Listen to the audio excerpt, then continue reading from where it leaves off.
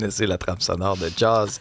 Ah, bien sûr. Et ça a contribué à l'espèce là, de folie entourant les requins au fil des ans. Or, pourtant, c'est tellement fascinant. Et là, on apprend, puis c'était dans la presse notamment, que 9 requins blancs ont été repérés dans les eaux du golfe du Saint-Laurent au cours des derniers jours, au cours de la dernière semaine. Il y a eu certains spécimens dont Audrey, bon, tu nous avais parlé entre autres de Hearst, Ripple, Bella. On n'a pas de nouvelles de Cross, malheureusement, dans les dernières heures. Mais toujours est-il que, est-ce que c'est exceptionnel ou au contraire, ça deviendra la nouvelle normalité? Sandra Gauthier, directrice générale d'Exploramer, elle est avec nous. Bonjour, Madame Gauthier.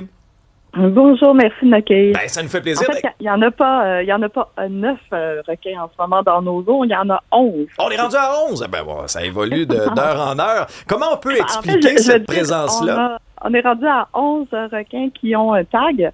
Et il y en a certainement plusieurs dizaines d'autres sans être répertoriés. C'est vrai, c'est une précision importante à apporter, mais comment on peut expliquer ce grand nombre? Est-ce que c'est exceptionnel ou ça va devenir la nouvelle normalité?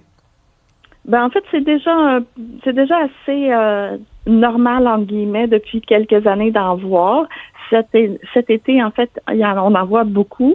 La question est de savoir est-ce qu'on en voit plus que l'année passée ou est-ce qu'on a plus tagué de requins dans les dernières années et du fait qu'on peut les observer davantage sur l'application. Donc, on n'a pas de réponse fiable à ce jour à ce sujet-là. Mais effectivement, il y en a beaucoup en ce moment de tagués dans nos eaux et c'est assez impressionnant. Ils sont là parce que on a un beau grand garde-manger bien plein. Ah, voilà. Et qu'est-ce qu'il y a dans le garde-manger? Qu'est-ce qui les attire ici? Ben, ils sont principalement attirés par nos phoques communs, phoques gris principalement. Donc, on le sait, hein, on a une très grande population de phoques dans le golfe du Saint-Laurent, dans l'estuaire aussi, et c'est ça qui les attire dans un premier temps là, dans nos eaux. Mais ça, c'est pas dangereux, là. Souvent, il y en a qui s'inquiètent quand on parle de requins.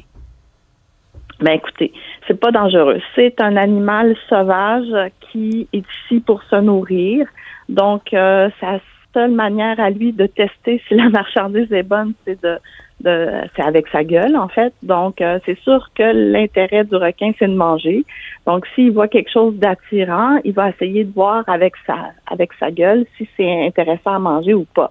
Donc, le requin n'a pas d'intérêt envers l'homme parce qu'on a beaucoup trop d'os, pas assez de graisse et de chair, comparativement à un phoque, bien sûr.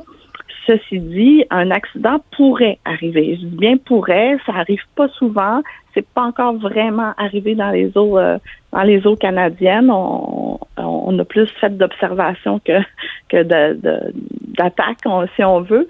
Mais ça arrive ailleurs dans le monde. On le voit en Australie, il y a quelques semaines, c'est encore arrivé. Mais donc, il faut quand même rester prudent. Ça reste un animal sauvage. Est-ce qu'il peut s'approcher des côtes? Absolument. Il va-tu dans le pas creux, lui? Pardon? Il va-tu dans le pas creux?